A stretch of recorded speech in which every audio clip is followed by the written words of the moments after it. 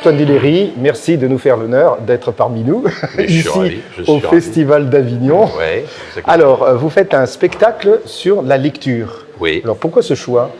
Parce que depuis des années, avec mon co-auteur, avec qui j'ai fait mon précédent spectacle, qui était un spectacle d'imitation autour des acteurs, je citais beaucoup de textes comme ça. Il me dit, mais un jour, il faut que tu fasses un spectacle comme ça sur les textes que tu aimes. Je dis, mais oui, c'est vrai.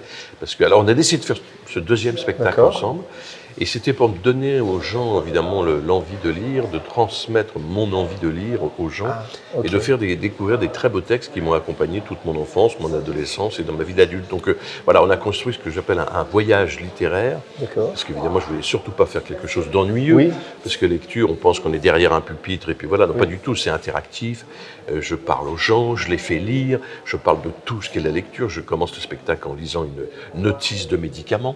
Ah voilà. Oui, d'accord. Ouais, les gens s'amusent. Tout type de texte. Voilà, en se disant, mais qu'est-ce que c'est ? Ben oui, mais ça reste de la lecture. Je parle aussi de ce qui est le plus lu, malheureusement, aujourd'hui, c'est-à-dire ce sont les textos. Je parle des journalistes, les présentateurs télé qui ne sont pas des journalistes, puisque ce sont des lecteurs, puisqu'ils lisent le prompteur. Donc je fais en sorte que tous les textes classiques ou moins classiques que je dis ou que je lis soit vraiment en relation avec le monde d'aujourd'hui. D'accord. Donc je parle par exemple, vous voyez, d'un journaliste qui va commenter le Notre-Dame de Paris, l'incendie de Notre-Dame de Paris, et hop, ça me permet de lire l'incendie de Notre-Dame de Paris de Victor Hugo. Donc c'est pas du tout juste une lecture posée, c'est vraiment un voyage.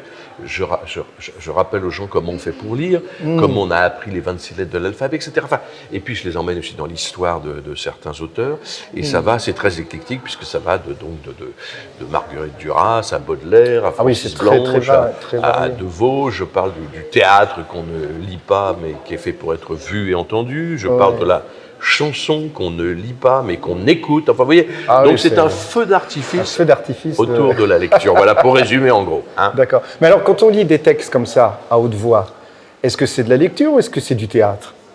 Alors, votre question est très bonne parce que, a priori, c'est quand même, ça reste de la lecture. Alors, il y a certains textes que je vais dire, que je sais par cœur, mais il y a d'autres que je vais lire, puisque le spectacle, c'est un spectacle autour de la lecture. Mais effectivement, quand je lis, j'interprète aussi. Voilà. Donc c'est une lecture interprétée. Mais vous savez, on dit dans le dictionnaire que lire, c'est prononcer à haute voix un texte écrit. Donc je ne fais rien d'autre que de prononcer à haute voix un texte écrit. C'est-à-dire je le lis, mais évidemment, je lui donne du sens et je le joue. Donc c'est pas une lecture, sauf quand je lis Duras, où j'essaie de respecter son style, vous savez, très télégraphique. Mais sinon, non, évidemment, j'interprète. Vous interprétez, c'est pas la même chose. Alors plus ou moins, hein, quand je dis du Paul Valéry, j'essaie de respecter le poème justement sans trop l'interpréter, sinon ce serait grotesque. Mais par contre, quand je dis par exemple Victor Hugo, évidemment, j'essaye de mettre l'ampleur hugolienne qui va au texte. Oui, d'accord, très bien. Et vous faites aussi lire le public dans votre spectacle ? Je fais lire le public.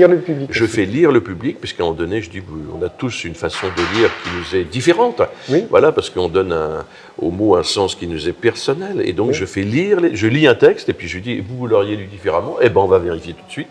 Et je donne des feuilles aux gens, et je les fais lire, je les dirige. D'accord. Et à la fin, on va même écrire une phrase qui n'existe pas encore. On va faire comme faisaient les surréalistes avec le cadavre exquis, c'est-à-dire que chacun va écrire un petit mot, et je vais découvrir la première phrase d'un roman qui n'existe pas encore. Et je vais la commenter à la manière de Fabrice Lucchini. Ah oui, voilà. Que vous imitez d'ailleurs, non ? Oui, alors je fais pas beaucoup, mais je fais quelques imitations. Je fais Michel Serrault, je fais Barbara, la chanteuse, et je fais... Barbara ? Oui. Vous avez refait, je me dis, tu es d'accord de moi ? Vous savez, c'est quoi ? Excellent. Et puis je fais aussi un petit peu Lucchini à la fin, parce que voilà, c'est lui qui va lire la phrase qui est énorme. Elle est énorme, la phrase, elle ne veut rien dire du tout, mais en même temps elle est marrante. Alors, vous voyez, donc ça, les gens sont contents parce qu'ils ils participent. Oui. Ils participent et puis je m'adresse à eux. Voilà, je ne suis pas du tout dans quelque chose de figé, de distant, non, vraiment. D'ailleurs, je commence le spectacle en disant, voilà, je suis très heureux de vous accueillir chez moi. J'ai un fauteuil, j'ai une bibliothèque, je suis comme chez moi et je les reçois. Il y a même un petit feu de cheminée et je les reçois. Vous avez reproduit votre intérieur sur scène, c'est génial. Voilà, pratiquement. Donc je les reçois chez moi. Donc vous voyez, c'est très interactif. Parlons un peu de vous et de votre vie. Si votre vie était un livre, justement, quel en serait le titre ? Il y en a beaucoup parce qu'il y a beaucoup de livres que j'adore. Ce serait peut-être À la recherche du temps perdu, parce que Proust que j'ai lu, que je relis, enfin c'est une cathédrale qu'on ne quitte jamais. Ouais. Donc je l'ai lu quand même assez jeune, et là je suis en train de le relire. Donc ce serait sans doute ce livre-là, oui, qui est quand même un livre qui vous poursuit toute votre vie et Pourquoi? parce que c'est phénoménal, quoi. C'est vraiment toute l'âme humaine qui est disséquée, et je crois qu'il faut le relire plein de fois pour tout comprendre. Et puis c'est comme une mine où vous trouvez sans arrêt des pépites, quoi. Donc si je comprends bien, et puis si c'était une œuvre, ce serait l'œuvre de Simenon.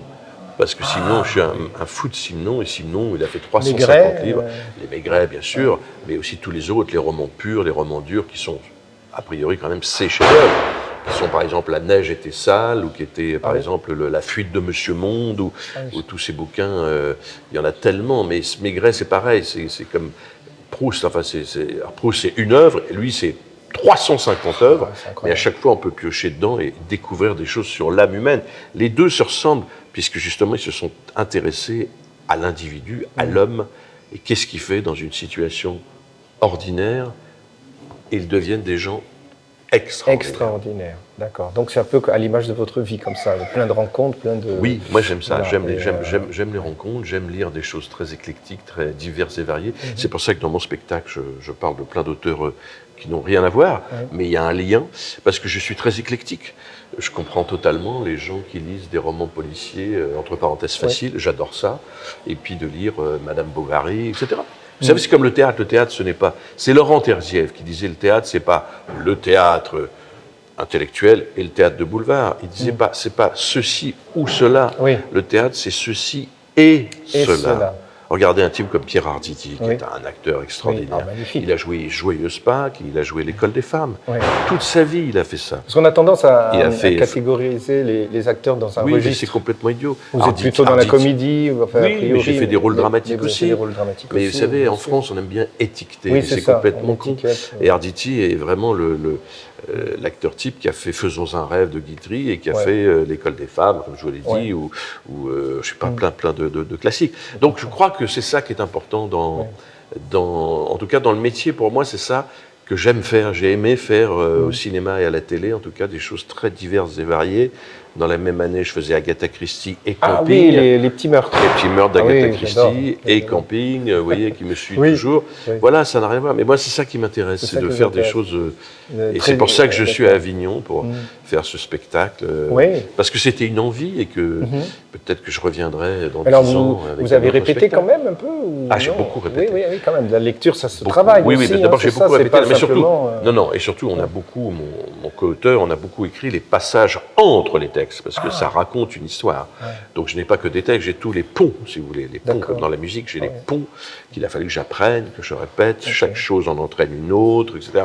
Oui, ça a été beaucoup de travail. J'ai rodé le spectacle dans des petites villes en province, partout, et puis après je l'ai joué à Paris, et puis là maintenant je suis au Théâtre des Champs-Élysées, oui, au studio des Champs-Élysées, exactement. Alors, s'il y avait un personnage de roman justement que vous rêveriez de jouer, ce serait lequel?